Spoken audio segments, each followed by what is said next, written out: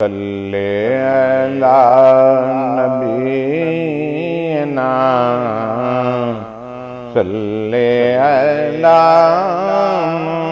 محمد اعوذ باللہ من الشیطان الرجیم بسم اللہ الرحمن الرحیم اللہم صلی علی سیدنا مولانا محمد وعلی آل سیدنا مولانا محمد وبارک وسلم وصلو علیہ۔ حضرات السلام علیکم ورحمۃ اللہ وبرکاتہ۔ آج کا پروگرام ہمارا اور ہمارے لیے بہت ہی ایک اچھا مقام یہ ہے کہ آج ہمارے ساتھ علامہ محمد اکرام حسین قادری موجود ہیں۔ ماشاءاللہ نوجوان ہیں اور ان کا میں معترف ہوں ان کا اس لیے کہ ان کا مطالعہ وسیع ہے۔ کسی بھی عالم کے لیے، کسی بھی امام کے لیے کا اگر مطالعہ نہیں ہے تو پھر سب کچھ بیکار ہے۔ اور ٹھیک ہے قرآن آپ نے پڑھا، ترجمہ بھی پڑھ لیا، یہ حاصل نہیں ہے جب تک کہ وہی ہے کہ اس کی آپ تشریح میں نہیں چلے گئے، اس کی تفسیر میں نہیں گئے، اور اس کے لیے جو مطالعہ کرتے ہیں جس میں احادیث آتی ہے، قرآن مکمل ہے احادیث پہ، کیا خیال ہے حضرت؟ اور ماشاءاللہ میں جہاں بھی بیٹھتا ہوں میں ان کی تعریف اس لحاظ سے کرتا ہوں کہ ان کا مطالعہ ہے ماشاءاللہ۔ ان کے جب بھی ہم ان کے پاس جاتے ہیں نماز پڑھیں، جمعے کی خاص کر کے میں جاتا ہوں تو وہاں سے میں کچھ سیکھ کے آتا ہوں، کچھ میری معلومات میں اضافہ ہوتا ہے ماشاءاللہ۔ یہ سب ان کے مطالعے کی وجہ سے ہے۔ اللہ تعالیٰ ان کو صحت کے ساتھ سلامت رکھے، اور ماشاءاللہ اللہ نے ان کو نئی زندگی دی۔ ہم اللہ کا شکر ادا کرتے ہیں کہ ہمارے لیے بڑے ہی یہ سرمایہ ہیں، اور مگر اللہ جانے اب یہ احتیاط کر رہے ہیں کہ نہیں کر رہے ہیں، تو یہ ان کی اصل میں ماشاءاللہ چاہنے والے بہت ہیں، بلاتے ہیں، جانا پڑتا ہے، پھر فریضہ بھی بنتا ہے ایک عالم کا کہ جب اس کو آواز دیا جائے تو جائے، مگر اس میں اپنے کو بہرحال بچا کے رکھیے کیونکہ آپ کو ہم نے بچا ہوا دیکھنا چاہتے ہیں۔ تو اس محفل کا ہم آغاز کرتے ہیں، انشاءاللہ آج ان سے ہم کچھ سیکھیں گے اور آپ بھی سیکھیں گے، جو آپ کو باتیں انشاءاللہ سنیں گے تو آپ بڑے محظوظ ہوں گے اور بڑے ہی شکر ادا کریں گے کہ ہمیں یہ سننے کو ملا۔ تو میں چاہوں گا پہلے آج آپ تلاوت کلام پاک ادا کر دیں۔ اعوذ باللہ من الشیطان الرجیم، بسم اللہ الرحمن الرحیم۔ شہر رمضان الذی انزل فیہ القرآن هدى للناس وبینات من الہدى والفرقان، سبحان فمن شهد منكم الشهر فليصم، ومن كان مريضا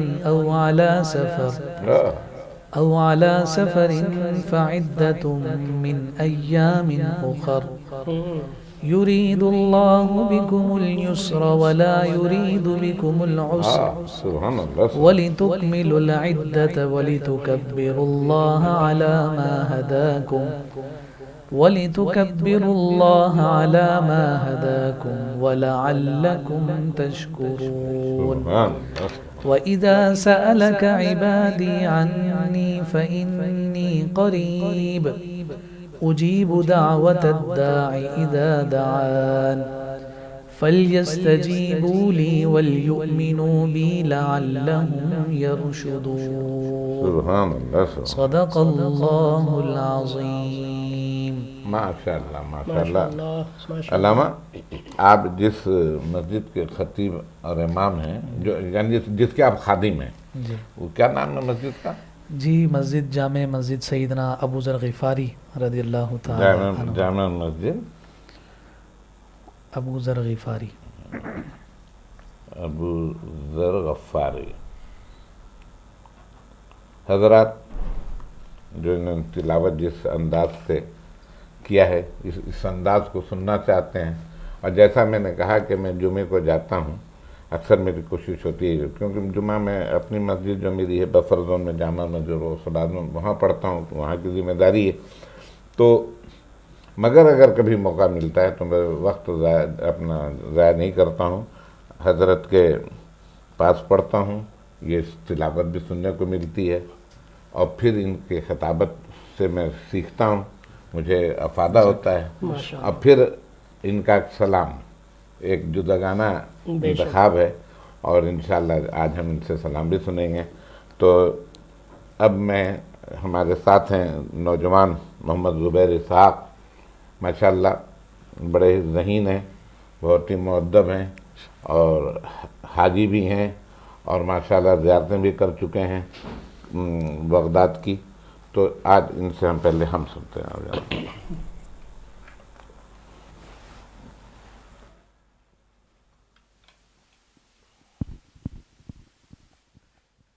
اللهم صل على سيدنا مولانا محمد المهدي الجليل والكرم وعلى وصحبه وسلم۔ حضور کعبہ حاضر ہے، حرم کی خاک پر سر ہے، حضور کعبہ حاضر ہے، حرم کی خاک پر سر ہے،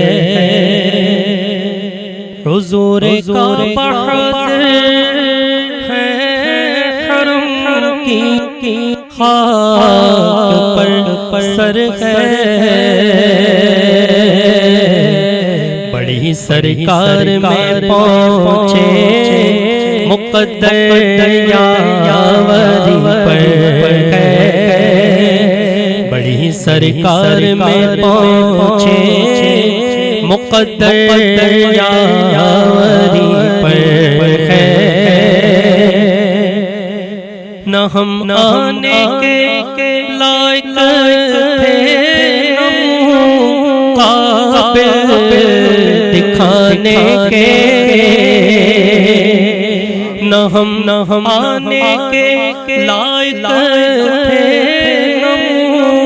قابل دکھانے کے، مگر ان کا کرم بندہ نوازو، بندہ پرور ہے، مگر ان کا کرم بندہ نوازو، بندہ پرور ہے، جو ہے بد سے مجرم تو رحمت نے کہا بڑھ کر، جو ہے بد سے مجرم تو رحمت نے کہا بڑھ کر، چلے آؤ چلے آؤ یہ گھر رحمان کا گھر ہے، چلے آؤ چلے آؤ یہ گھر رحمان کا گھر ہے، یہ زمزم اس لیے ہے جس لیے اس کو پیے کوئی، یہ زمزم اس لیے ہے جس لیے اس کو پیے کوئی، اسی زمزم میں جنت ہے، اسی زمزم میں کوثر ہے، اسی زمزم میں جنت ہے، اسی زمزم میں کوثر ہے، ہوا ہے پیر کا حج پیر نے جن سے شرف پایا، ہوا ہے پیر کا حج پیر نے جن سے شرف پایا، انہی کے صدقے میں دن جمعہ کا ہر دن سے بہتر ہے، نہیں کچھ جمعہ پر موقوف افضال و کرم ان کے، کچھ جمعہ پر موقوف افضال و کرم ان کے جو وہ مقبول فرما لے تو ہر حج اکبر ہے جو وہ مقبول فرما لے تو ہر حج اکبر ہے حسن حج کر لیا کعبے سے آنکھوں نے ضیا پائی حسن حج کر لیا کعبے سے آنکھوں نے ضیا پائی چلو دیکھیں وہ بستی جس کا رستہ دل کے اندر ہے چلو دیکھیں وہ بستی جس کا رستہ دل کے اندر ہے حضور کعبہ حاضر ہے حرم کی خاک پر سر ہے سبحان اللہ ماشاء اللہ انتخاب بھی ان کا دیکھیں آپ اور ہم یہاں جو بیٹھے ہیں ہم سب اعلیٰ حضرت احمد رضا خان بریلوی کے چاہنے والے ہیں ان کے معتقد ہیں ان کے سائے میں رہتے ہیں الحمدللہ اور آپ کا تو اڑنا بچھونا ہی ان کے ذکر سے ہے اور ہم سمجھتے ہیں کہ ان کا ذکر کرنا بھی ایسی فضیلت ہے جو جس کا کہ کوئی حساب نہیں ہے کیا خیال ہے آپ کا؟ بے شک پورا ایمان ان کے اور ان کے ساتھ ان کے جتنے خانوادے ہیں سب کو ہم اسی طرح چاہتے ہیں جس طرح اعلیٰ حضرت کو چاہتے ہیں ان کے کلام ماشاءاللہ دل کو چھونے سدا بہار ہیں کب لکھا انہوں نے آج بھی اس کی تازگی وہی ہے اس کی تازگی نہیں جاتی نعتیں تو بہت ساری آتی ہیں بہت ساری چیزیں نعتیں سب نعت ہے ماشاءاللہ اس میں تو کوئی معمولی نعت تو ہوتی ہے جس کلام میں ذکر رسول ہو جائے وہ اعلیٰ ہو جاتا ہے اعلیٰ حضرت کا کلام بھی اعلیٰ تو میں بھی آج آپ ہی کی نسبت سے کیونکہ آپ انہی کے چاہنے والے ہیں انہی کے پیروکار ہیں ان کا ذکر آپ کے ہم ہر تقریباً خطاب میں بھی سنتے ہیں تو ایک میں نے بھی 3-4 شعر رکھا ہے کہ میں سناؤں اپنا خود کو شامل کروں صلی اللہ نبینا صلی محمد نعمتیں بانٹتا جسمت وہ ذیشان گیا نعمتیں بانٹتا جسمت وہ ذیشان گیا ساتھ ہی منشی رحمت کا قلم دان گیا ساتھ ہی منشی رحمت کا قلم دان گیا لے خبر جلد کے غیروں کی طرف دھیان گیا لے خبر جلد کے غیروں کی طرف دھیان گیا میرے مولا میرے آقا تیرے قربان گیا میرا مولا میرے آقا تیرے قربان گیا علامہ یہ ہمارے عرفان نوری ہیں جو ہمارے اس پروگرام کی نگرانی کرتے ہیں اور فرحان جنیدی ہیں ہمارے ساتھی تو ان کے پھوپھا تھے ستار صاحب وہ اس کلام کے دیوانے تھے اور مجھ سے وہ فرمائش کر کے اس کلام کو سنتے تھے اللہ تعالیٰ ان کو غریق رحمت کرے ان کے انتقال سے کچھ دن پہلے بھی میں نے ان کو سنایا تو اس کلام کے وہ دیوانے تھے ماشاءاللہ میرے مولا میرے آقا تیرے قربان گیا دل ہے وہ دل جو تیری یاد سے معمور رہا،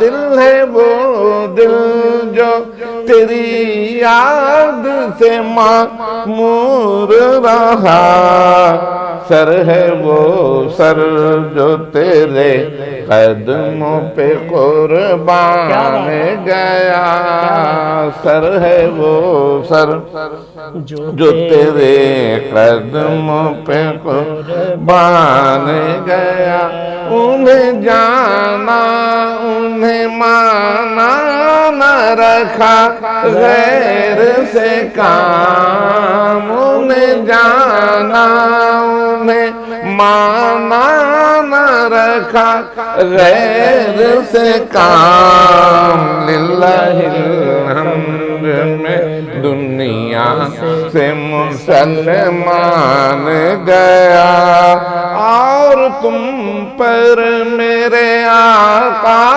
کی نا اتنا صحیح، اور تم پر میرے آقا کی نا اتنا صحیح، نجدیو کلمہ پڑھانے کا بھی احسان گیا، نجدیو کلمہ پڑھانے کا بھی احسان گیا، آج لے ان کی پناہ مدد مانگ ان سے، آج لے ان کی پناہ آج مدد مانگ ان سے، پھر نہ مانیں گے قیامت میں اگر مان گیا، پھر نہ مانیں گے قیامت میں اگر مان گیا، جان دل ہوش و خرد سب تو مدینے پہنچے، جان دل ہوش و خرد سب تو مدینے پہنچے، تم نہیں چلتے رضا سارا تو سامان گیا، تم نہیں چلتے رضا سارا تو سامان گیا، نعمتیں بانٹتا، یہ کلام دل چھونے والا ہے۔ اب میں سوچ رہا تھا دو شعر اس کے پڑھ کے، مگر وہ پڑھتا چلا گیا تو پھر وہ مقطع پہ پہنچ گیا۔ اللہ تعالیٰ آپ کے ذوق میں اور آپ کی آواز میں مزید برکت عطا فرمائے۔ میں تو صرف نقل کرتا ہوں، اللہ پڑھوا دیتا ہے۔ آمین آمین۔ یہ ماشاء اللہ۔ تو میں چاہوں گا زبیر آپ بھی ایک نعت ادا کریں، پھر نامہ سے ہم اس کی تازگی ہر وقت رہتی ہے اس کلام کی، کیا خیال ہے آپ کا؟ بے شک اور جب پڑھا جاتا ہے تو پوری محفل ساتھ پڑھتی ہے۔ سر گلشن کون دیکھے، دشت طیبہ چھوڑ کر سوئے جنت کون جائے، تمہارا چھوڑ کر بلقائے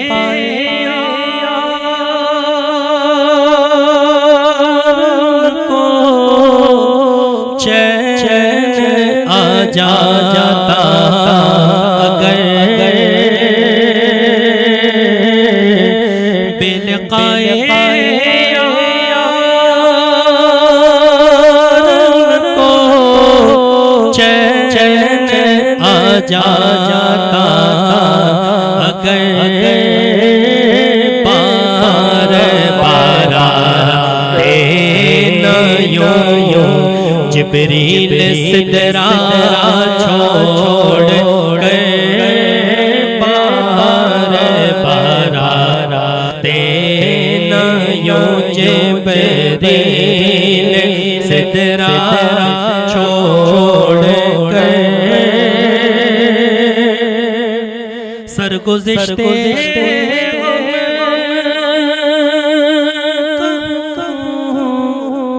کس سے تیرے ہوتے ہوئے سرگزشتے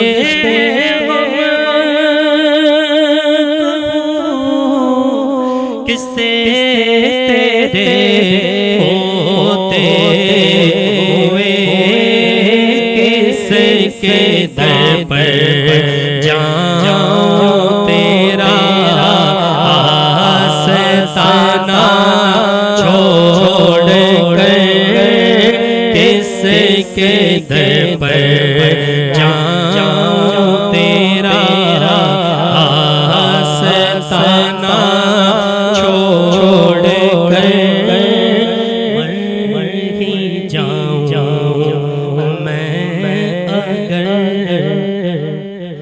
اس در سے جاؤں تو قدم کیا بچے بیمار غم قرب مسیحا چھوڑ کر ایسے جلوے پر کروں میں لاکھ حوروں کو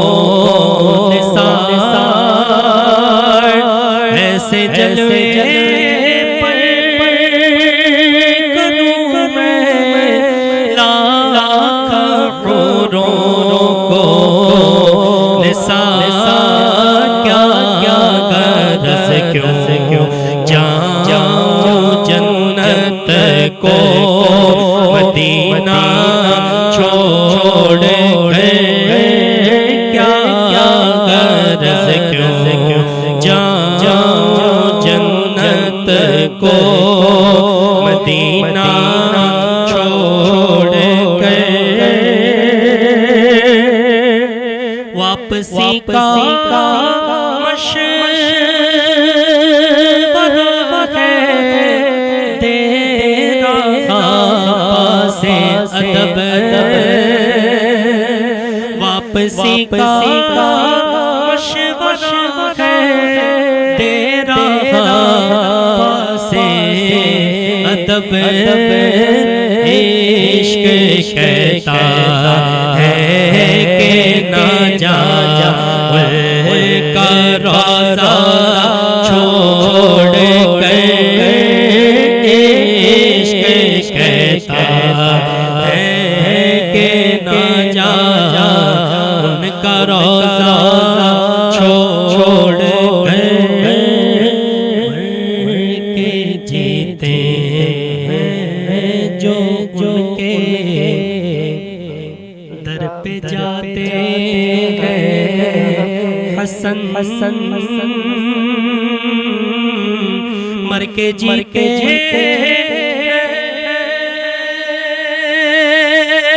جو ان کے در پہ جاتے ہیں حسن مر کے جیتے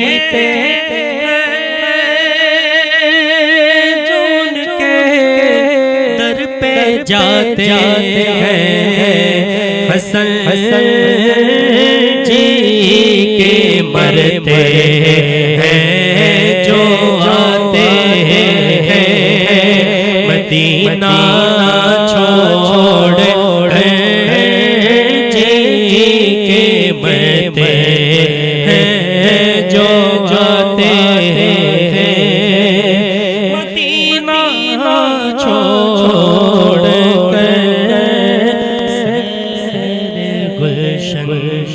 کون دیکھے دشت طیبہ چھوڑ سبحان اللہ وہ در کا کیا در ہے سبحان اللہ وہ در کیسا در ہے ماشاءاللہ شفا وہیں پہ ملتی ہے کیا بیمار اگر ہے یہ بیمار اچھا میرا جب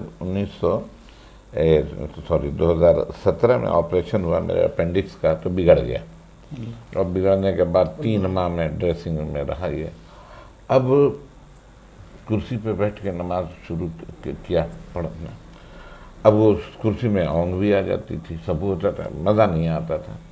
اب ہم نے کہا کہ بھئی اب کیا کرنا ہے، ہم نے کہا نہیں اب چلنا ہے عمرے پہ۔ انہوں نے ڈاکٹر نے کہا میں اجازت نہیں دوں گا۔ ہم نے کہا بھائی صاحب آپ اجازت دیں یا نہ دیں، میں نے تو جانا ہے، اب آپ بتائیں کہ اور ترکیب کیا ہوگی۔ تو یہ ہوا کہ پھر وہ رطوبت اس کی نکلتی تھی، یہ بھی تھا مسئلہ یہ ہو۔ تو یہ ہوا کہ احرام باندھنا ہے، تو وہ جیسا کہ میں نے اپنے علامہ محمد نظام الدین صاحب جو ہمارے مسجد جامع مسجد خطیب امام بھی ہیں، شیخ الحدیث بھی ہیں، ان سے میں نے پوچھا، انہوں نے کوئی مسئلہ نہیں، آپ چھیٹ باندھ لیں، اس کو لپیٹنا، اور پھر اس وقت پھر اپنا سب کام کریں، بعد میں کھول لیجیے گا۔ اچھا نا، گیا علامہ، وہ داخل ہوا، جب میں پہنچا تو تراویح ہو چکی تھی، پہنچا تو فجر میں گیا نماز پڑھنے، تہجد فجر، بس کھڑا ہو گیا، کرسی چھوڑ دی۔ وہ کرسی چھٹی تو آج تک چھٹی۔ پہلا تو کمال یہ ہو گیا مدینہ پہنچنے کا فیض۔ اب جناب احرام باندھا ہے، وہ نجم بھائی نے، وہ ان کا تھا نا ایک لڑکا پنڈی کا، ناصر تھا، کیا نام تھا، گاڑی جو چلاتا تھا، جی غالباً ناصر ہی تھا یہ، وہ نجم سے کہا کہ بھائی مجھے ایسا انتظام کرو کہ میں اسی گاڑی سے جاؤں، اسی گاڑی سے آؤں، وہ صحبت میں نہ برداشت کروں ڈھونڈنے اور اس کی۔ تو نجم نے ماشاءاللہ جی ایم سی ایک کر دیا۔ اچھا ماشاءاللہ وہ بہت اچھا ناطخواں بھی تھے، پورے راستے نعت پڑھتے ہوئے گزر گئے جناب۔ اب گزرنے کے بعد جب ہم پہنچے تو راستے میں سحری خیر میری ہوتی معمولی سی 2 کھجور کی، خیر وہ سب لیا۔ جب حرم میں پہنچے تو اذان ہو رہی تھی فجر کی، اور پھر ہم حرم میں داخل ہو گئے عمرہ کرنے کے لیے۔ تو ہم فرض سے فارغ ہوئے، اور اس کے بعد اب ہم نے طواف شروع کر دیا۔ اب 8 بجے جا کر ہم صفا مروہ سے کر کے فارغ ہوئے۔ تب ہوا کہ بال مڈایا جائے، تو خیر مکہ ٹاور کے نیچے ہی ایک ہے، وہاں بال مڈایا۔ تو یہ ہوا کہ واش روم چلا جائے، تو میں نے کہا بھائی مجھے تو خواہش نہیں، وائف نے کہا نہیں چلیں، ایک مطلب وضو کر لیں گے تو پھر سفر اپنا وہ ہوگا۔ اب جناب وہاں جا کے جب میں نے وہ کھولا، کوئی رطوبت نہیں، وہ رطوبت بھی ختم ہو گئی۔ کراچی میں ہر وقت بدلتے تھے، ہر وقت وہ کرتے تھے۔ یہ در، دونوں در ایسے در ہیں جس دنیا میں اس سے خوبصورت تو در کوئی ہے ہی نہیں، اور دارالشفا ہے، وہاں سے شفا ملتا ہے انشاءاللہ۔ بسم اللہ الرحمن الرحیم۔ شہنشاہ زمن مولانا حسن رحمۃ اللہ تعالیٰ علیہ کا کلام ہمارے زبیر بھائی نے پڑھا ہے، اور ہر شعر اپنے اندر ایک جاذبیت رکھتا ہے، ایک تاثیر رکھتا ہے۔ یہاں یہ اشعار پڑھ رہے تھے تو مجھے تھوڑا سا اس اعتبار سے ذہن میں ایک سوال سا اٹھا ہے، جیسے کہا نا استاد زمن نے، شہنشاہ سخن نے، کہ بے لقاء یار ان کو چین آ جاتا اگر۔ یہاں ایک ذہن میں یہ سوال پیدا ہوا کہ ہم اگر کسی سے پوچھتے ہیں کہ جبریل کیوں آتے تھے، تو اس کے جواب میں ہمارے پاس تو یہی جواب ہے کہ وہ قرآن لے کے آتے ہیں۔ ہمارے علماء نے لکھا ہے کہ وہ 27,000 دفعہ حضور کے پاس ہے، لیکن قرآن کی اگر ٹوٹل آیات دیکھیں تو وہ 6,666 ہیں۔ اچھا، ہر دفعہ ایک آیت نہیں لے کر آتے تھے، کبھی ایک رکوع بھی لے کر آئیں، کبھی پوری سورت بھی لے کر آئیں، اور کبھی جو ہے ایک ایک پارہ بھی لے کر آئیں۔ تو اگر 6,666 دفعہ ہی قرآن ہی لے کر آئے، بالفرض ایک ایک آیت لے کر آئے، تو ان 27,000 میں سے 6,666 نکال دیں تو 22,000-23,000 دفعہ کیا کرنے ہیں۔ کیا بات ہے۔ تو یہ علامہ حسن رضا خان علیہ الرحمہ نے جو اشارہ کیا ہے اس جانب، وہ صرف حضور کی زیارت کے لیے آتے تھے، حضور کی صحبت میں بیٹھنے کے لیے آتے تھے، اور حضور کے دیدار اور جلوے کے لیے آتے تھے۔ اور یہی کیفیت ایک عام امتی کی ہے، جس نے مدینہ نہیں دیکھا ہوتا اس کا تو گزارا ہو جاتا ہے، کیونکہ دیکھا نہیں ایک تخیل ہے، لیکن جس نے دیکھ لیا ہے پھر اس کا گزارا نہیں ہوتا۔ ہاں بس پھر وہ بار بار اسی جانب، اسی در کی جانب اپنے آپ کو متوجہ کرتا ہے۔ ایک نے بڑا اچھا شعر کہا ہے، جبریل امی تکتے ہیں اس طرح جیسے کبھی آقا کا مدینہ نہیں دیکھا۔ جی سبحان اللہ۔ اس لیے وہ کسی شاعر نے کہا تھا نا کہ یہ تو طیبہ کی محبت کا اثر ہے، ورنہ کون روتا ہے لپٹ کر در و دیوار کے ساتھ۔ تو وہاں پہ ہم نے یہ کیفیات دیکھی ہیں کہ در و دیوار کے ساتھ، پلر کے ساتھ لوگ چمٹے ہوئے ہوتے ہیں اور زارو قطار رو رہے ہوتے ہیں، اور پھر ذہن میں یہی بات آتی ہے کہ جس نبی کے شہر کی تاثیر کا عالم یہ ہے یا جن صحابہ نے حضور کو براہ راست دیکھا ہے، آئے پھر ان کی کیفیات کیا ہوں گی، اور حضور نے جب ظاہری پردہ فرمایا ہوگا تو پھر واقعی وہ ایک قیامت تھی ان ہستیوں پر کہ جس کے بارے میں کہا کہ حضرت عمر نے تلوار نکال لی تھی اور کہا تھا کہ اگر کسی نے کہا کہ معاذ اللہ حضور علیہ السلام دنیا سے پردہ کر گئے تو میں اس کا سر تن سے جدا کر دوں. اس وقت جناب صدیق اکبر نے ان کی ہمت بندھائی تھی اور کہا تھا کہ تم نے قرآن میں نہیں پڑھا وما محمد الا رسول قد خلت من قبلہ الرسل.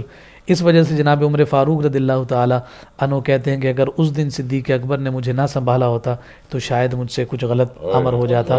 تو کہتے تھے کہ یہ میرے محسنین میں سے ہیں، انہوں نے مجھ پر بہت بڑا احسان کیا کہ اس کیفیت میں، اس غم کی کیفیت میں انہوں نے مجھے سکون اور مجھے صبر کی تلقین کی ہے. اللہ تعالیٰ ہمارے زبیر بھائی کی آواز میں برکت عطا فرمائے، اور ہم یہ جو بزرگوں کے کلام پڑھتے ہیں یہ یقیناً کلام الامامی امام الکلام، امام کا جو کلام ہوتا ہے وہ کلاموں کا امام ہوا کرتا ہے. یہ تو حسن رضا خان ہے، اور پھر اعلیٰ حضرت الشاہ امام احمد رضا خان فاضل بریلوی رحمۃ اللہ تعالیٰ علیہ، جس محبت کے ساتھ آپ نے ان کا ذکر کیا، یقیناً وہ ہمارے مقتدا ہیں، ہمارے پیشوا ہیں، ہمارے رہبر ہیں، ہمارے رہنما ہیں. عقائد میں انہوں نے جو پختگی ہمیں عطا کی ہے، اللہ تعالیٰ تا دم آخر ہمیں ہماری نسلوں کو عقائد حقہ پر کاربند رہنے کی توفیق عطا فرمائے. میں اسی ضمن میں پھر بات کو آگے بھی بڑھا دیتا ہوں. ظاہر سی بات ہے کہ یہ ہمارا پروگرام ماہ سیام رمضان المبارک کے حوالے سے ہے. 12 مہینے یہ تعداد بھی قرآن نے ذکر کی، ان عدت الشہور عند اللہ 12 شہرا فی کتاب اللہ یوم خلق السماوات والارض منها 4 حرم. کہا کہ تمہیں اللہ رب العزت نے 12 مہینے عطا کیے، 12 کا تعداد ذکر کی گئی، اور پھر ساتھ فرمایا منها 4 حرم، ان میں 4 حرمت والے. اب جو حضرات یہ کہتے ہیں کہ جناب ہمارے لیے صرف قرآن کافی ہے، ان سے یہ پوچھا جائے کہ یہ جو 4 مہینے حرمت والے ہیں انہی قرآن میں تلاش کر کے بتاؤ. تو قرآن مجید فرقان حمید میں ان 4 حرمت والے مہینوں کا تذکرہ کہیں نہیں. تو پھر اس کی وضاحت اور صراحت ہمیں حدیث نبوی سے ملتی ہے. اس وجہ سے قرآن اور حدیث لازم اور ملزوم ہے. یہ اگر تھیوری ہے تو مصطفیٰ کریم صلی اللہ علیہ وسلم کی حدیث ایک پریکٹیکل ہے ہمارے سامنے، اس کی وضاحت ہے، اس کی تفسیر ہے.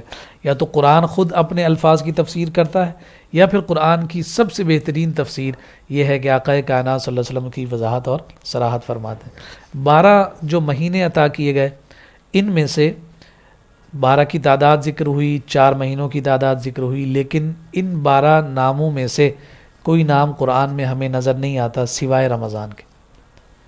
اگرچہ یہ 12 کے 12 جو مہینے ہیں ان کے اسما توقیفی ہیں.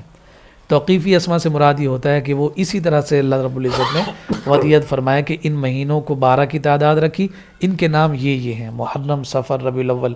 یعنی یہ دنیا میں قائم نہیں ہوئے، یہ توقیفی ہیں، اللہ کی طرف سے عطا کیے گئے. جیسے اسماء الحسنہ جو حضور کے 99 اللہ کے 99 نام ہیں، یہ بھی توقیفی اسما ہیں. اسی طرح سے حضور کے جو اسما ہیں وہ بھی توقیفی کہلاتے ہیں. تو یہ جو 12 نام ہیں اگرچہ آسمان سے اللہ رب العزت نے مینوان ایسے ہی نازل کیے. یہاں ضمناً میں ایک بات اور عرض کروں، ہم اپنی عقیدت اور محبت میں ان ناموں کو کچھ تبدیل بھی کرتے ہیں. یعنی کسی بزرگ کے ساتھ کوئی نسبت ہوگی تو ہم اس مہینے کو اس جانب متوجہ کرتے ہیں. جیسے مثال کے طور پر ربیع الثانی، ربیع جو ہے وہ بہار کو کہتے ہیں، ثانی دوسری. تو ربیع الثانی میں چونکہ 11ویں شریف کی نسبت ہے تو ہم اسے ربیع الغوث بھی کہتے ہیں. تو ہمارے علماء نے کہا کہ نہیں، یہ طریقہ کار ٹھیک نہیں، چونکہ یہ نام توقیفی ہیں، ان میں رد و بدل نہیں ہونا چاہیے، یہ خلاف ادب ہے. تو ہمیں اس سے بھی ضرور احتیاط کرنی چاہیے. تو پھر یہ قرآن مجید فرقان حمید میں صرف رمضان کا نام آیا. شہر رمضان، شہر مہینے کو کہتے ہیں، اور اردو میں شہر کو کہتے ہیں. لیکن شہر کا جو لفظ ہے یہ عربی میں اسے مہینے کو کہا جاتا ہے. شہر رمضان، رمضان کا مہینہ، الذی انزل فیہ القرآن، کہ جس میں قرآن کو نازل کیا گیا. قرآن کے نازل ہونے کی وجہ سے رمضان کو اتنی شان عطا کی گئی کہ اور مہینوں کی بجائے اس کا نام ذکر کیا گیا. لیکن یہاں یہ بات بھی عرض کروں، 4 جو حرمت والے مہینے ہیں ان میں رمضان نہیں ہے. وہ ہیں رجب، شوال، ذیقعد، ذیلحج. وہ 4 مہینے الگ ہیں.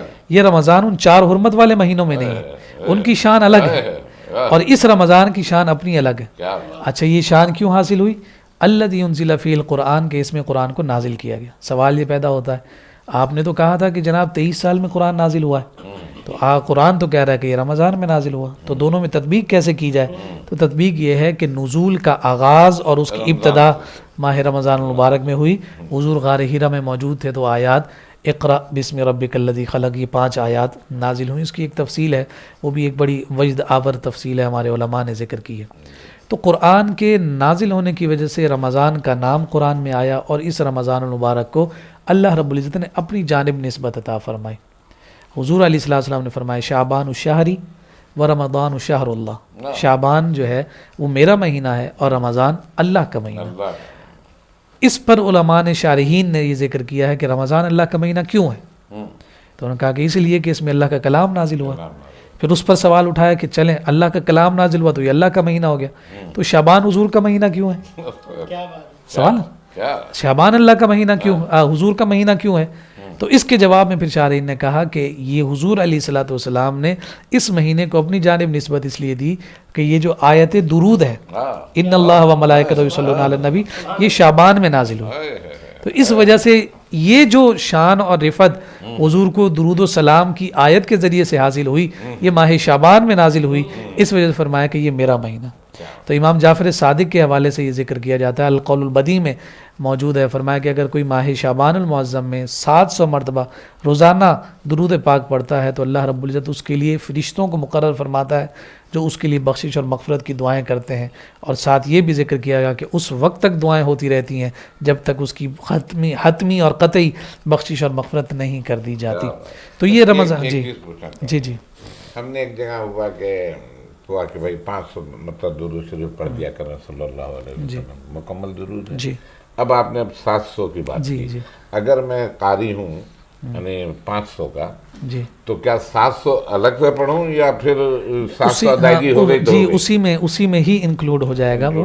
اگر شعبان میں اس وظیفے کو، چونکہ امام جعفر صاحب بزرگوں کا اپنا اپنا معمول ہوتا ہے نا، اپنی اپنی ان کی نسبتیں ہوتی ہیں اور اسلاف کا اپنا طریقہ کار ہے، تو اس اعتبار سے انہوں نے ذکر فرمایا. تو امام جعفر صادق کے قول کی برکت لینے کے لیے اگر آپ اس 500 میں مزید 200 کو داخل کر دیں تو وہ نیت بھی شامل ہو جائے گی اور دونوں فیض ہمیں نصیب اور میسر ہو جائیں گے. اس کے چاہ رہا تھا نا، سننے والے ایسے ہیں جن کو میں جانتا ہوں کثرت سے درود پڑھتے ہیں، اور اگر 200 400 300 تصویر کرتے ہیں تو ماشاءاللہ اگر 700 کر لیں تو پھر کیا بات ہے. کثرت کے حوالے سے یہ ذکر کیا گیا ہے کہ اگر 313 کی تعداد اگر کوئی پوری کرتا ہے نا دن کی، تو وہ پھر کثرت میں شمار ہوتا ہے. 313 سے اوپر جتنا بھی پڑھ لیا جائے تو پھر وہ کثرت میں شمار ہوتا ہے، پھر وہ کاؤنٹنگ میں نہیں آتا، وہ کثرت. 700 دفعہ پڑھا تو 313 والی بھی فضیلت، وہ بھی فضیلت حاصل ہو جائے گی کہ اتنی دفعہ پڑھا کہ جس کی کوئی گنتی نہیں. واللہ یضاعف لمن یشاء، اس پر اجر دینے والی ذات اللہ کی ہے، وہ جتنا بڑھائے وہ اس پر بڑھا سکتا ہے. پھر اس قرآن کو اللہ نے یہیں اسی آیت میں ذکر کیا. میں نے تلاوت بھی اسی ضمن میں کی تھی کہ چونکہ گفتگو ہم اسی ماہ رمضان کے حوالے سے کر رہے ہیں. ہدی للناس، لوگوں کے لیے ہدایت ہے. وبینات من الہدی والفرقان، ہدایت کے لیے اس میں کھلی نشانیاں ہیں اور یہ حق اور باطل کے درمیان فرق کرنے والی ہے. فرقان یا تو کتاب ہے یا پھر وہ کھلی نشانیاں ہیں. وہ کھلی نشانیاں قرآن ہی میں ہیں، تو نسبت چاہے کھلی نشانیوں کی جانب ہو یا قرآن کی جانب، تو دونوں طرح سے وہ جو فرقان ہے وہ کھلی نشانیاں ہیں تب بھی قرآن، اور اگر وہ براہ راست قرآن کو فرقان کہا جائے، جیسے قرآن نے کہا ہے تبارک الذی نزل الفرقان، کہ قرآن کا نام ایک فرقان بھی ہے، تو اس اعتبار سے یہاں پر اسے ذکر کیا گیا. تو ماہ صیام رمضان المبارک یہ وہ عظمت اور شان والا مہینہ ہے کہ اس کی شان اور رفعت کے لیے اتنا ہی کافی ہے، اللہ رب العزت نے اسے اپنی جانب منسوب فرمایا. میں آپ کے بیان میں کچھ حاصل بھی کرنا چاہ رہا ہوں. ایک محفل تھی، وہاں ہمارے QTV میں مولانا بشیر فاروقی صاحب آتے ہیں، تو انہوں نے ہمیں ایک تسبیح بتائی، یا اللہ یا رحمان الرحیم کی ایک تسبیح، اب 500 دفعہ درود شریف صلی اللہ علیہ وسلم کی. تو سوال یہ ہے کہ یا اللہ یا رحمان بھی ہم پڑھیں اور یہ تمام بھی کریں، کیسا رہے گا؟ جی بالکل. وظائف اور اوراد تو جتنے کیے جائیں وہ کم ہیں، لیکن ایک بات کا ضرور خیال اور پاس رہے کہ یہ کسی عامل کی اجازت سے ہونے چاہیے. عامل کی اجازت سے ہاں جیسے مولانا انہوں نے کہا، بشیر انہوں فاروق نے قادری اجازت صاحب دی۔ ماشاءاللہ وہ عملیات میں بھی وظائف میں بھی خود بھی وہ متقی پرہیزگار شخصیت اور ہستی ہیں، جی۔ ان کی اجازت سے پڑھا جائے کوئی بھی وظیفہ۔ انہوں نے ایک عام یہ جی، تقریر ہاں، ہو رہی بالکل، تھی، انہوں نے اجازت دی کہ آپ یہ پڑھا کریں اس لیے۔ اچھا میں نے پڑھا جیسے، جی تو میں نے کہا، میں نے جو دعا مانگی کہ یا اللہ تعالیٰ میں نہیں جانتا اس کی فضیلت کیا ہے، میں نے پڑھا ہے، جو کچھ دینا ہے دے دیں۔ بالکل بالکل، یہی ہوگا یہ نا اس کی رحمت پر چھوڑ دینا ہی جی۔ ایک صاحب ایمان کا خاصہ ہوتا ہے۔ اگر اسے اپنے عمل پر کوئی گھمنڈ اور کوئی ناز ہوتا ہے تو پھر وہ اللہ کی رحمت پر نہیں چھوڑتا۔ یہاں وہ روایت بھی میں عرض کر دوں، ایک شخص کا انتقال ہو گیا، اس کا حساب کتاب ہوا، فرشتوں نے عرض کیا باری تعالیٰ اس کے نامہ اعمال میں نیکیاں زیادہ ہیں، گناہ کم ہیں، بتا اس کے بارے میں کیا حکم ہے؟ فرمایا کہ اسے میری رحمت اور میرے فضل سے جنت میں داخل کر۔ بندے نے کہا کہ اتنی محنت کر کے آیا ہوں، اب بھی تیرے فضل سے جنت میں داخل ہوں گا، میرے نامہ اعمال کدھر جائیں گے؟ تو فرمایا کہ رب ذوالجلال فرشتوں کو حکم دے گا اسے جنت کا چکر لگواؤ، اور جہاں جہاں یہ پانی مانگتا رہے پانی دیتے رہنا، نیکیاں اس سے لیتے رہنا۔ پورا چکر لگا کے جب واپس پہنچا، پوچھا ہاں بھائی اب نامہ اعمال تولو، تو نیکیاں ختم تھی۔ پوچھا اب بتا تجھے جنت میں کون داخل کرے گا؟ تو وہ قدموں میں گر کر کہے گا باری تعالیٰ تیرا ہی فضل پہلے تھا، اب بھی تیرا فضل ہے۔ اس لیے رب ذوالجلال سے ہمیشہ اس کا فضل مانگا جائے، اس کا عدل نہ مانگا جائے۔ اگر رب عدل پر آ گیا تو ہم میں سے کوئی نہیں بچے گا۔ ہم آج آپ سے جی آپ کو کرید رہے ہیں اور کرید رکھ کر وہ باتیں پوچھنا چاہ رہے ہیں۔ جیسے میرے سامنے ایک حدیث ہے کہ حضور صلی اللہ علیہ وسلم سے صحابہ نے کہا کہ حضور ہم تو آپ کی محبت میں یہاں پڑے ہیں، آپ کے پاس ہیں، نہ ہمارے پاس زاد راہ ہے، نہ ہمارے پاس کچھ ہے کہ ہم حج کر سکیں یا حج کا ثواب حاصل کر سکیں۔ تو صلی اللہ علیہ وسلم نے فرمایا کہ جو شخص اس کے ماں باپ حیات ہیں، کسی ایک کو بھی اگر دیکھ لے تو حج مقبول کر سکتا، ٹھیک ہے نا؟ پھر اب وہ میں کرید رہا ہوں جو صحابہ نے کریدا کہ اگر ہم 10 دفعہ دیکھیں تو کیا ہوگا؟ صلی اللہ علیہ وسلم نے کہا کہ اللہ کے خزانے میں کوئی کمی نہیں، جتنی دفعہ دیکھو گے اتنی دفعہ یہ ثواب ہوگا۔ تو میں آج آپ کو کرید کر بہت ساری چیزیں وہ حاصل کرنا چاہ رہا ہوں جسے پڑھ کے ہمارے لیے بخشش کا بھی سامان ہو جائے اور اللہ سے اس کے رسول سے نزدیک ہو جائے۔ جی بالکل، یہاں یہ بات جیسے رمضان ہی کی بات چل رہی ہے، پھر واللہ یضاعف لمن یشاء، اللہ زیادہ سے زیادہ دینے پر قدرت رکھتا ہے، اس کی قدرت میں، اس کی شان میں، اس کے خزانوں میں کوئی کمی نہیں۔ جتنی بھی امتیں سابقہ گزری ہیں نا، ان کو برابر برابر حصہ ملتا تھا۔ اگر انہوں نے ایک نیک عمل کیا ہے تو اس ایک نیک عمل کے بدلے میں اسے ایک نیک عمل کا بدلہ دے دیا جاتا تھا، ثواب، اور یہ معاملہ چلتا رہا۔ لیکن ظاہر سی بات ہے کہ جو حبیب ہوتا ہے اس کے ساتھ معاملات بھی مختلف ہوا کرتے ہیں۔ تو جہاں امت محمدیہ کو دیگر امتوں سے امتیازی وصف حاصل ہیں، وہاں یہ بات بھی ہے کہ یہاں برابری نہیں ہے کہ بھائی تم نے ایک عمل کیا تو تمہیں اس کے بدلے ایک ملے گا۔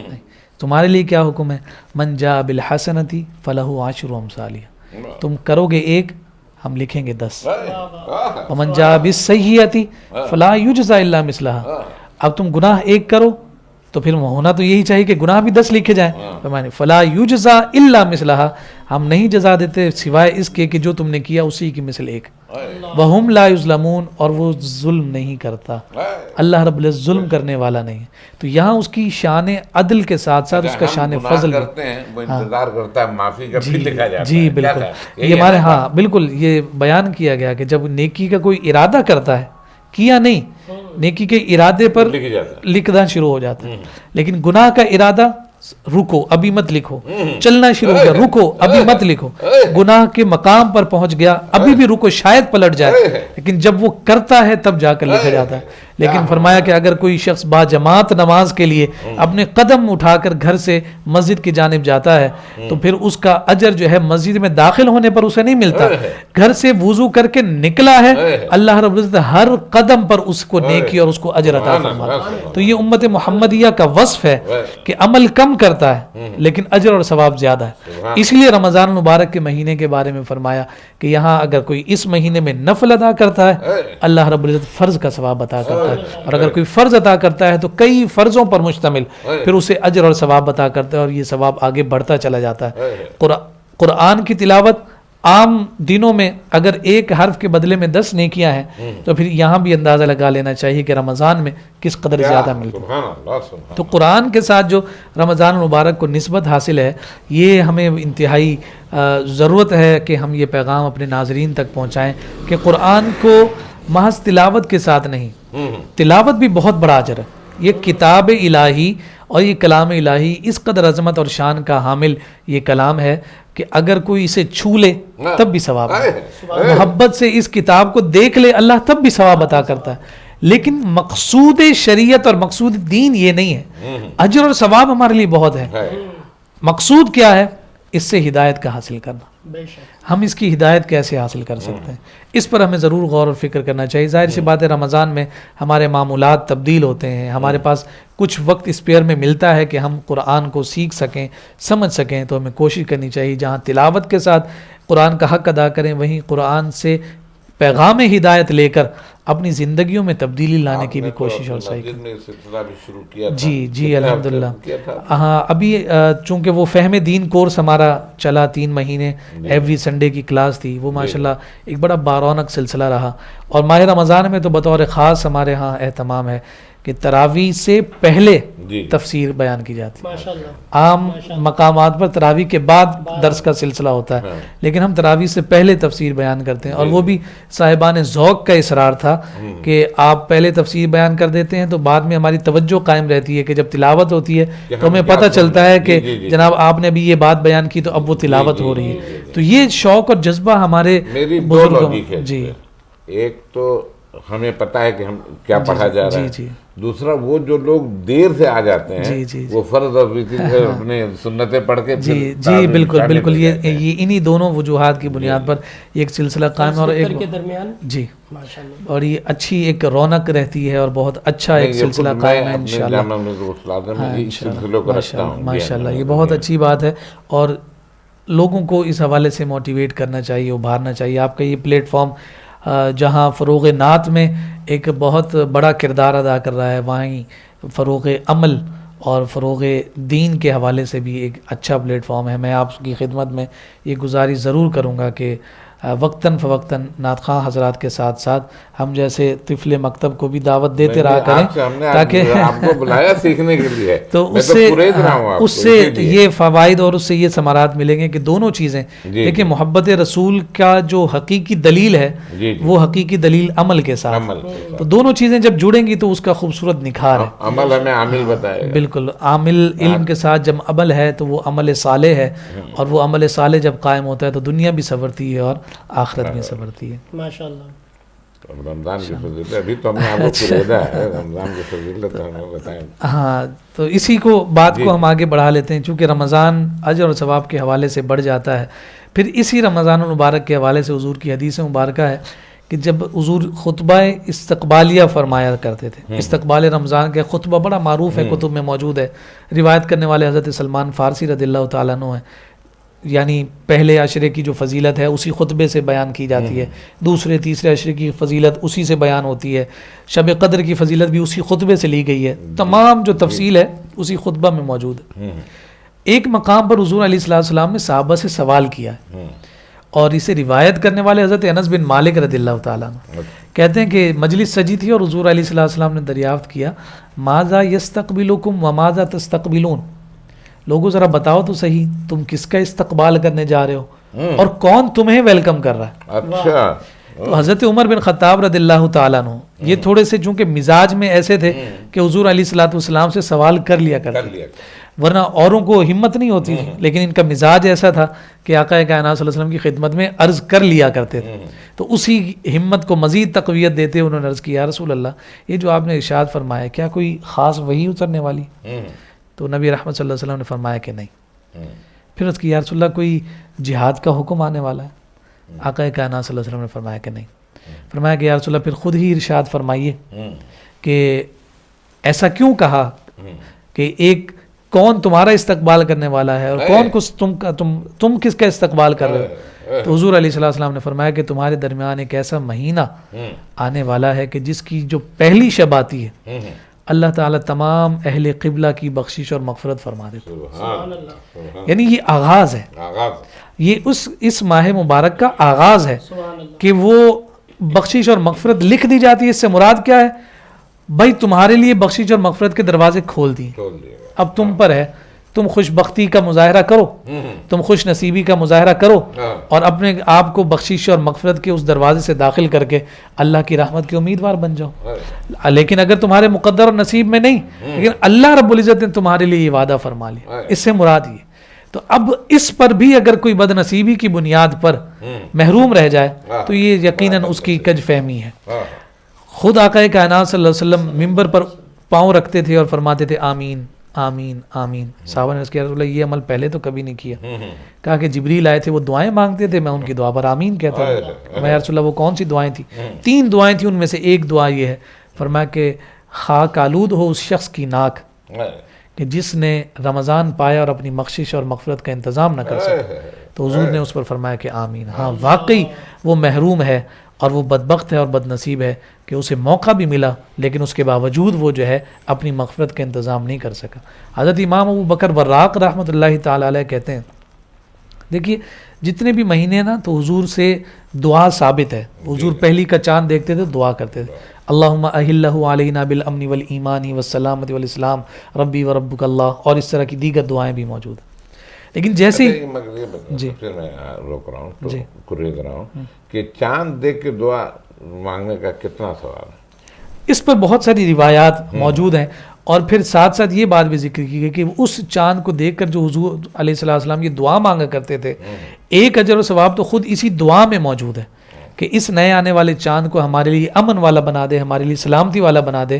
تو یہاں شارحین نے فرمایا کہ چونکہ حضور کے مبارک کلمات ہیں یہ، ان کلمات کو جو بندہ اپنی زبان سے ادا کرتا ہے اللہ تعالیٰ اس مہینے میں اس کی حفاظت کا انتظام اور اہتمام فرما دیتا ہے۔ تو یہ دعائیں حضور ہر جو ہے مہینے کے شروع میں چاند دیکھتے ہی فرماتے۔ لیکن رجب کا مہینہ آتا نا تو رجب میں دعا تبدیل ہو جاتی ہے۔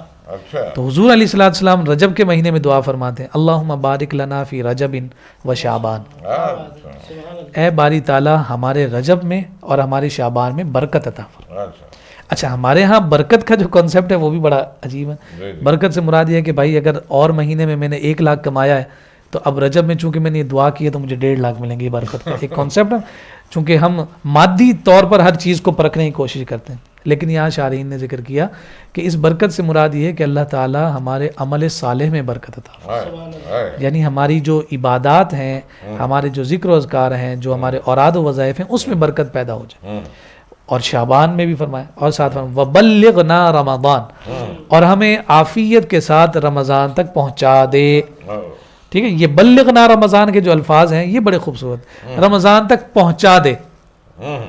اس سے مراد یہ ہے کہ جس نے رمضان کو پا لیا وہ اوروں سے ممتاز اور محترم ہو گیا، اس تک پہنچ جانا ہی ایک کامیابی ہے۔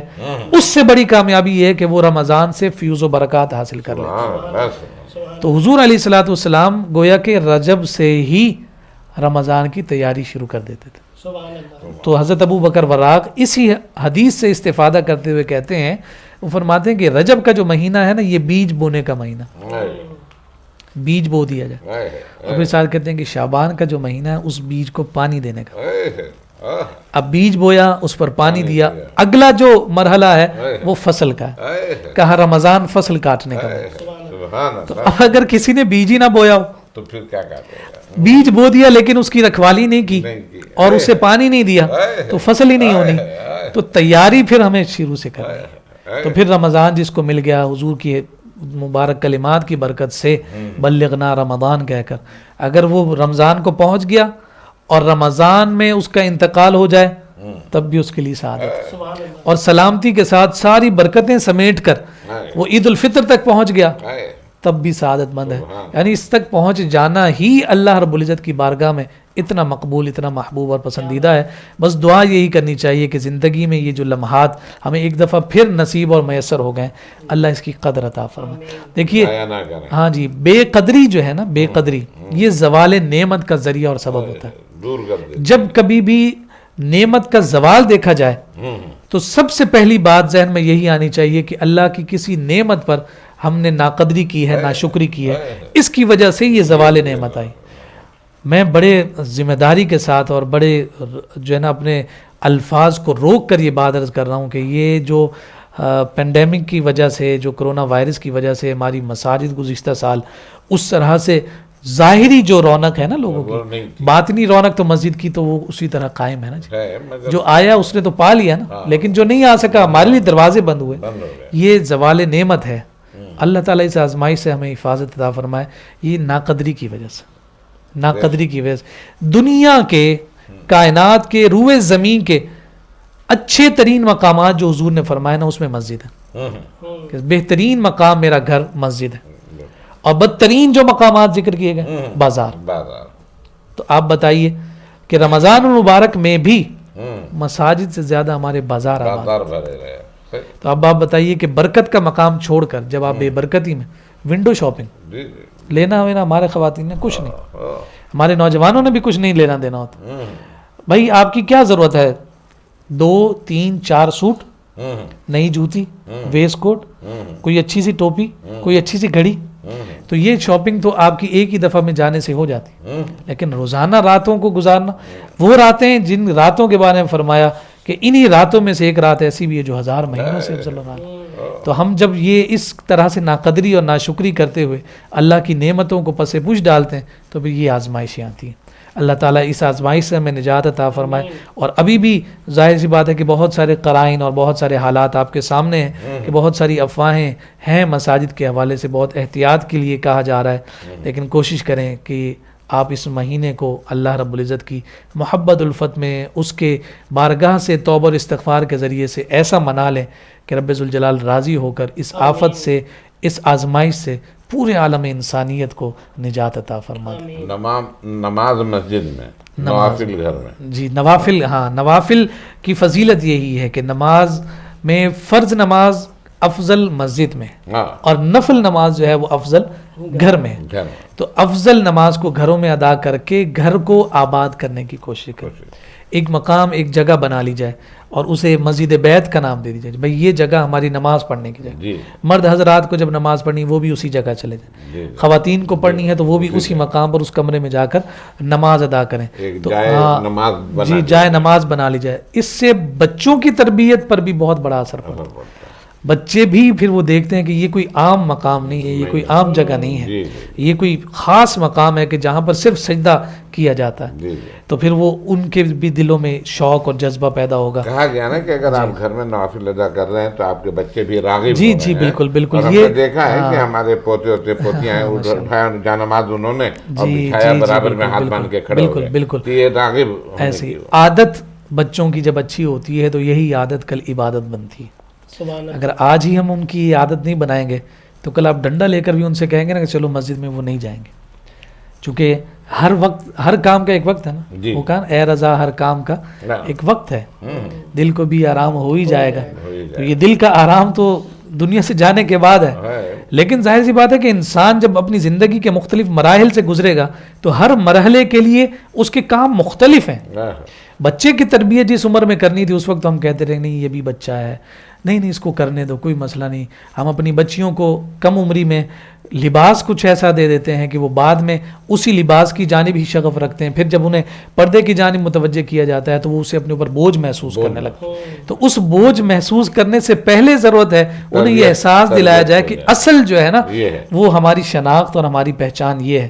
تو تربیت کے جو جواہر ہیں اس جواہر کے ذریعے سے یہی اولاد ہماری جو ہے ہمارے لیے جنت بھی ہے، ہمارے لیے جہنم بھی ہے. تو ان کو اپنی آنکھوں کی ٹھنڈک اگر اللہ رب العزت نے آپ کے لیے دنیا میں بنایا ہے تو کل قیامت کے دن بھی یہ ہمارے لیے راحت اور سکون کا ذریعہ ہی ہو. سب کچھ دیں انہیں، سب کچھ دیں، لیکن اتنا دین کا علم انہیں ضرور دے دیں کہ کم از کم وہ آپ کا جنازہ تو پڑھا سکے. میں نے جب یہ فہم دین کورس جس کا بھی آپ نے بھی تذکرہ کیا، جب ہم نے اس کا آغاز کیا تو میں نے پہلی کلاس میں یہ بات کہی تھی. میں نے کہا تھا کہ خوش نصیب ہے وہ باپ کہ جب وہ میت بن کر سامنے ہو تو بیٹا امام. خوش نصیب ہے وہ باپ. ابھی میں نے کہا کہ خوش نصیب ہے وہ باپ بھی، خوش نصیب ہے وہ بیٹا کہ جب اس کے نکاح کا وقت ہے تو باپ خود نکاح پڑھا. یہ ان دونوں مرحلوں سے کوئی تو نہیں بچا ہو، ہر ایک نے اس سے گزرنا ہے. شادی بھی سب کی ہونی ہے، مرنا بھی ہر ایک نے.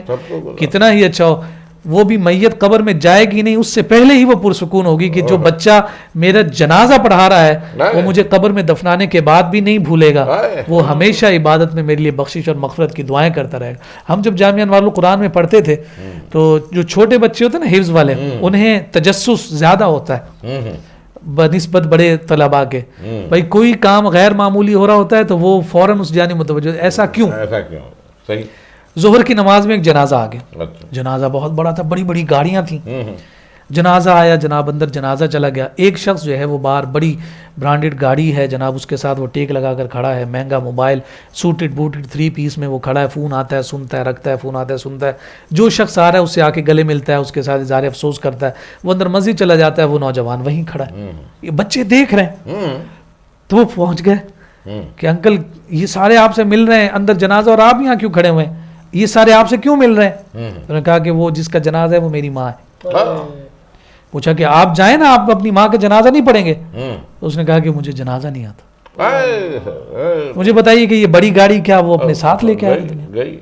یہ جو 3 پیس سوٹ پہن کر مہنگا موبائل کان سے لگا کر وہ دنیا والوں سے رابطے میں ہے, یہ کیا اسے خود حاصل ہوا تھا؟ ظاہر سی بات ہے کہ وہی ماں نے ہی تو جو ہے نا اپنی راتوں کو جاگ جاگ کر اپنے دن کی محنت اور مزدوری سے, اور والدین نے اس کے لیے جو ہے اپنی راتوں کو جو ہے وہ کالا کر کے اس مقام پر پہنچایا.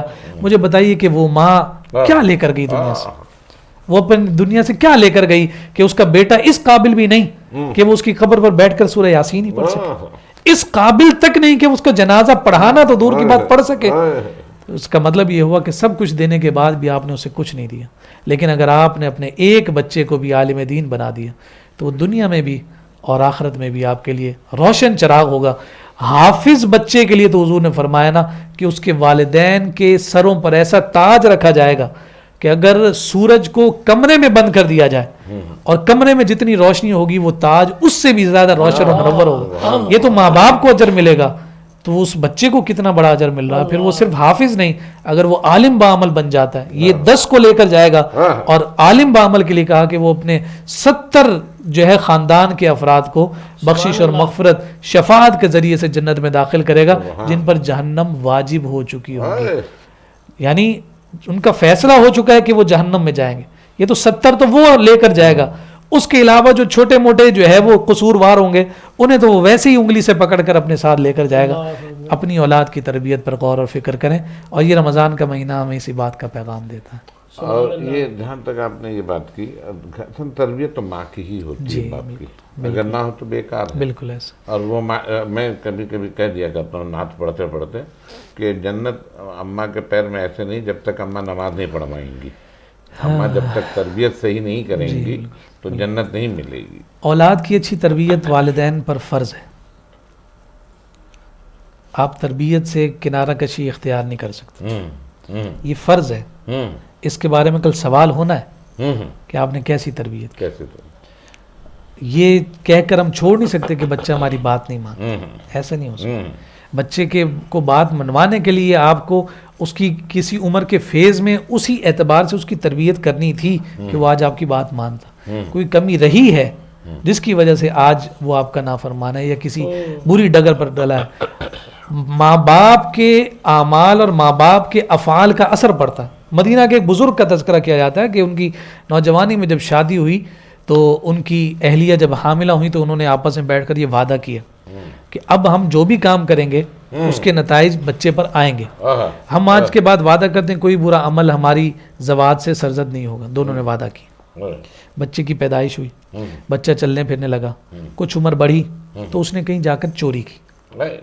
جب چوری کی تو دونوں بیٹھ گئے کہ ایسا کیسے ہوا کہ ہم نے کوئی نماز نہیں چھوڑی, کسی کا دل نہیں دکھایا, کسی کی غیبت نہیں کی, خلاف شرع کوئی کام نہیں سر انجام دیا, پھر ہمارا بچہ اس برے عمل کی جانب کیوں گیا.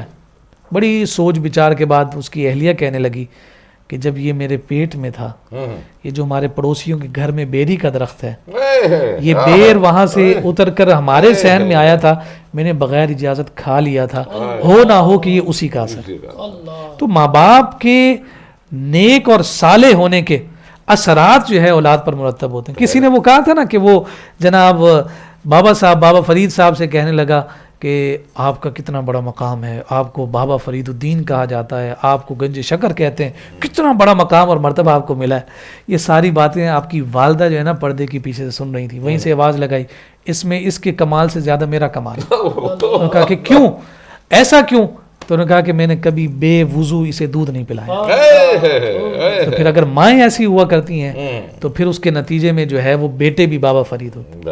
اگر ماں جو ہے اپنے حمل کو سنبھالے ہوئے قرآن کی تلاوت کرتی رہتی ہے تو وہ بچہ جب پیدا ہوتا ہے استاد کے سامنے جا کر بیٹھتا ہے, استاد کہتا ہے پڑھو بسم اللہ, تو وہ 18 سپارے پڑھ جاتے ہیں. جی حضور غوث العظم حضرت خواجہ قطب الدین بختیار کاکی رحمۃ اللہ تعالی علیہ اور کتنے بزرگوں کا طریق ہم پر یہ قائم ہے. اس لیے ماں باپ کے پاس جو تربیت کا ایک جوہر اللہ رب العزت نے فرمایا جو فرض کی صورت میں ان پر قائم ہے, اپنی اولاد کو اس کے ساتھ جوڑنے کی کوشش اور صحیح کریں. میں کہتا ہوں کہ میں نمازی کیوں بنا یا میں ادھر راغب کیوں ہوا, ایک تو نسبت تھی مسجد کا ساتھ ہونا, دوسری میری والدہ مجھے جھنجھوڑ کے اٹھا دیا کرتی تھی, اور والدہ کی وجہ سے ماں کی مطلب یہ ذمہ داری ہے نا, بالکل تو وہ ذمہ داری میری والدہ, میرے والد صاحب میرے ہوتے تھے باہر ہوتے تھے, تو والدہ مجھے جھنجھوڑ کے تو مجھ سے بڑے میں اپنے کو بڑا ہی کوشش کرتا ہوں کہ نماز با جماعت ہونی چاہیے. الحمدللہ اللہ تعالیٰ سب کو استقامت عطا فرمائے, سب کی اولادوں کو ان کے والدین کے لیے دنیا میں بھی. یہ بات بھی بتا دیں کہ ترک جماعت اور نماز مسجد سے ترک جماعت جو ہے اس پر تو حضور نے بہت سخت وعید ارشاد فرمائی. بہت سارے لوگوں کا یہ معمول ہو جاتا ہے کہ یار نماز ہی پڑھنی ہے نا, چلو گھر میں ہی پڑھ لیں گے. جماعت کو ترک کر 27 درجے فضیلت ہے جماعت کی, اور بعض جماعت کا فائدہ یہ ہے کہ وہ تو قبول ہو ہی جاتی ہے کیونکہ وہ ایز اے ڈرائیور امام ہوتا ہے, تو یہ باقی ساری سواریاں اسی پر ہوتی ہیں. ٹھیک ہے, وہ بھی منزل پر پہنچے گا, آپ کو بھی منزل پر پہنچائے گا, آپ پر پھر کوئی ذمہ داری نہیں رہتی. آپ انفرادی طور پر پڑھیں گے تو کیا خبر کہ اس میں کوئی غلطی ہو جائے نہ قبول ہو, لیکن امام کے پیچھے جو نماز ہے باقیوں کی طرح آپ کی بھی قبول ہو جائے گی. ایک وجہ تو فضیلت کی ہے, دوسری اجتماعیت ہے. دیگر ادیان کے ماننے والوں سے صاحبان ایمان کا امتیاز اسی سبب سے ہے کہ اجتماعیت کو پسند کیا گیا. باجماعت نماز کی اجتماعیت, پھر جمعے کی اجتماعیت, پھر عیدین کی اجتماعیت, پھر جو ہے حج کی اجتماعیت. اجتماعیت کو خاص رتبہ حاصل ہے. اسی کا سبب ہے کہ کہا کہ جہاں 40 لوگ بیٹھ کر اللہ سے دعا مانگے, اگر رب ایک کی آمین قبول کرتا ہے تو اس آمین کی برکت سے باقیوں کی بھی قبول کر لے. تو اکیلے بیٹھ کر خلوت میں عبادت بھی بہت بڑا مقام ہے, لیکن اجتماعیت کو اختیار کیا. اور پھر نبی رحمت صلی اللہ علیہ وسلم کا یہ فرمان ہے, حضور علیہ الصلوۃ والسلام نے فرمایا کہ میرا دل کرتا ہے کہ عشاء کی نماز کے لیے میں کسی اور کو امام بناؤں اور پھر مسجد نبوی سے نکل کر مدینہ کی گلیوں میں چلا جاؤں, اور جس گھر میں مرد بیٹھا ہو اور وہ مسجد میں جماعت کے لیے نہیں آیا ہو میں اس کے گھر کو جا کر جلا دوں.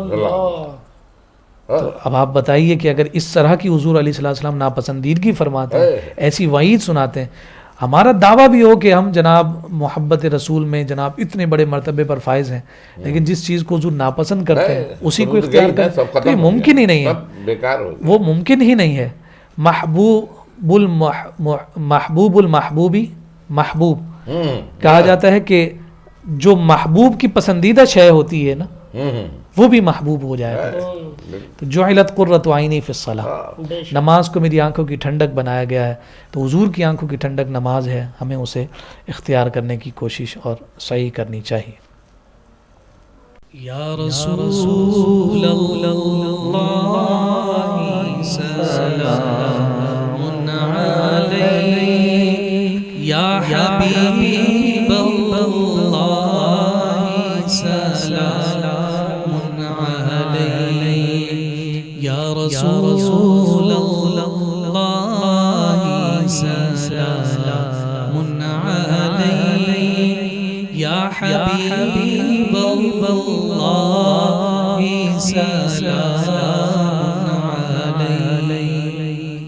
آپ شمس و ضحا, آپ بدر و جا, آپ نور الہدی, آپ صدر العلا, آپ خاتم الرسل, آپ خیر الرسل, آپ ہی ابتدا, آپ ہی انتہا. یا رسول اللہ سلام علیک, یا حبیب اللہ سلام علیہ آئے گا طیبہ سے ایک پیام آئے گا دیکھنا غلاموں کا نام آئے گا سارے سامان ہو جائیں گے خود بخود میرے سرکار کی ہو گئی جب نگاہ یا رسول اللہ سلام علیک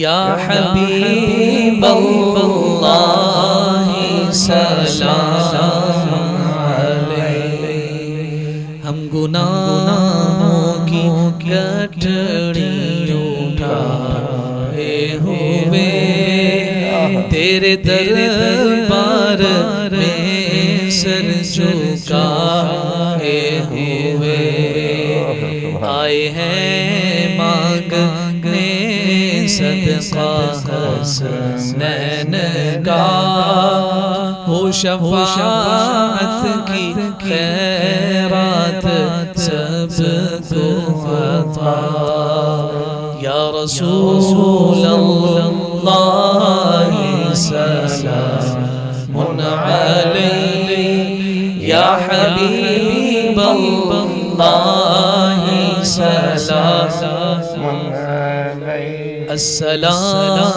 السلام السلام السلام السلام انبیاء کے امام السلام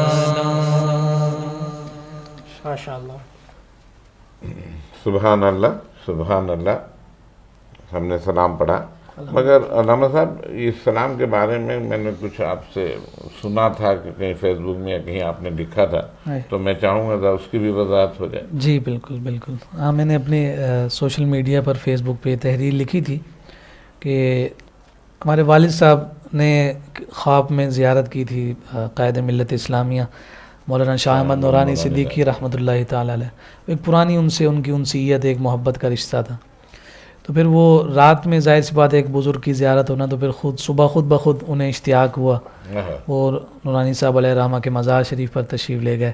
پھر واپس آیا تو وہ یوٹیوب کو سرچ کرتے ہوئے انہیں یہ سلام ملا جو نورانی صاحب کے ساتھ کھڑے ہوئے ان کے دیرینہ ساتھیوں میں قاری زوار بہادر صاحب پڑھ رہے تھے.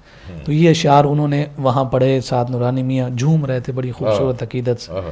تو بس وہ ایسے انہیں پسند آیا کہ انہوں نے پھر ہمیں یاد کروائے.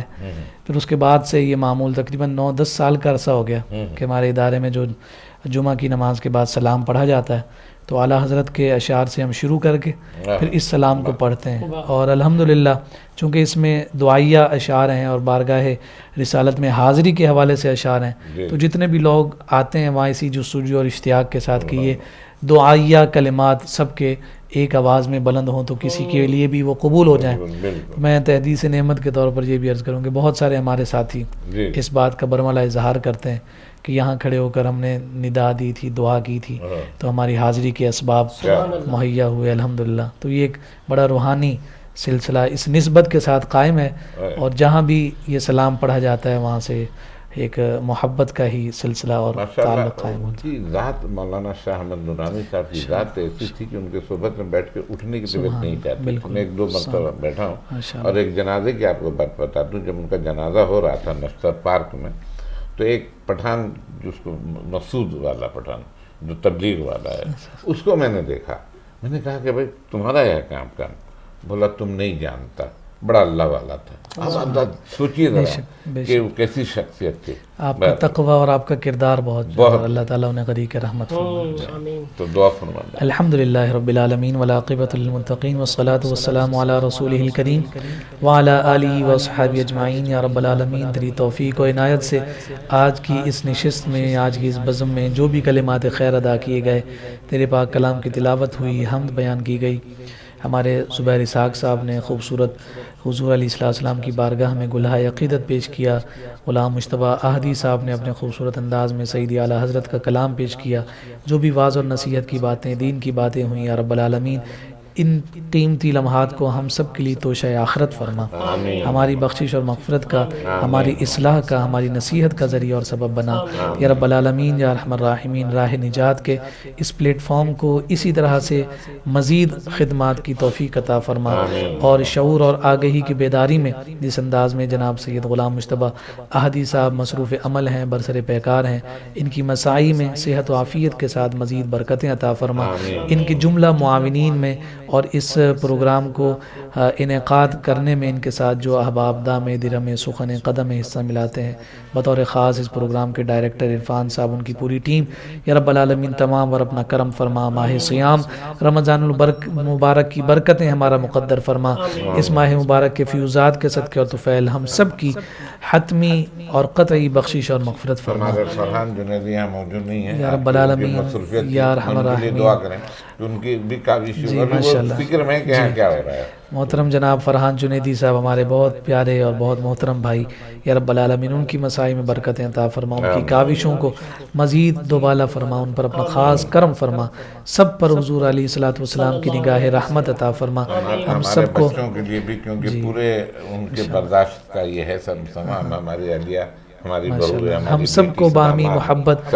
الفت اور خلوص عطا فرما، یا رب العالمین اس ترویج و اشاعت اور دین کی محبت کے اس پیغام کو عام کرنے میں جناب سید غلام مجتبیٰ احدی صاحب کے اہل خانہ میں، آپ کے صاحبزادگان، آپ کے پوتوں میں، آپ کے بچوں میں، آپ کی اہلیہ میں، یا رب العالمین آپ کے داماد، جتنے بھی ان کے گھر کے افراد ہیں، جو یا رب العالمین جملہ افراد خانہ کو برکتیں عطا فرما، اور اس نشست اور اس بزم کی برکت اہل خانہ کو اور بالخصوص عطا فرما، اور اس گھر پر یا رب العالمین ذکر رسول کی جو برکتوں کا سایہ ہے یا رب العالمین، یہ سایہ اسی طرح صحت و عافیت کے ساتھ، سلامتی کے ساتھ یا رب العالمین قائم فرما، دائم فرما۔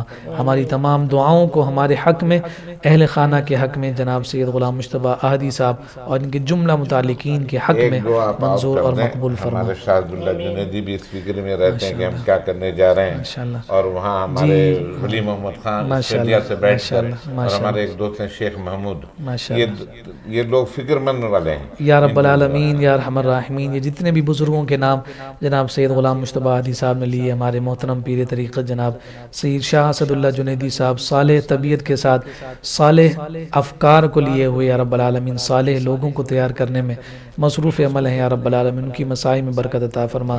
ہمارے محترم ولی صاحب اگرچہ وہ دیار غیر میں ہیں، لیکن ہماری ہر حرکت سے وہ معروف بھی رہتے ہیں اور اس سے آگاہ رہتے ہیں، یا رب العالمین ان کی نیک تمنائیں جو ہمارے حق میں ہیں انہیں اپنی بارگاہ میں قبول فرما۔ جناب شیخ صاحب کو یا رب العالمین شیخ محمود صاحب کو صحت و سلامتی عطا فرما، اور ان کی ان محبتوں کو یا رب العالمین مزید دوبالا فرما۔ ہمارے مرحومین کی بخشش و مغفرت فرما، جناب سید غلام مجتبیٰ احدی صاحب کے آباء و اجداد میں، اعز اقربا میں، اہل خانہ کے بزرگوں میں جو اس دار فانی سے رخصت کر گئے، یہاں حاضرین میں جتنے احباب موجود ہیں، تمام کے بزرگوں میں، متعلقین میں جو اس دار فانی سے رخصت کر گئے، تمام کی بخشش و مغفرت فرما، تمام کے درجات کو بلند فرما۔ اللہم ربنا تقبل منا انک انت السمیع العلیم، وصلی اللہ تعالی علی خیر خلقہ ونور عرشہ وزینت فرشہ وقاسم رزقہ محمد وعلی آلہ واصحابہ اجمعین۔ صلی علی نبینا، صلی علی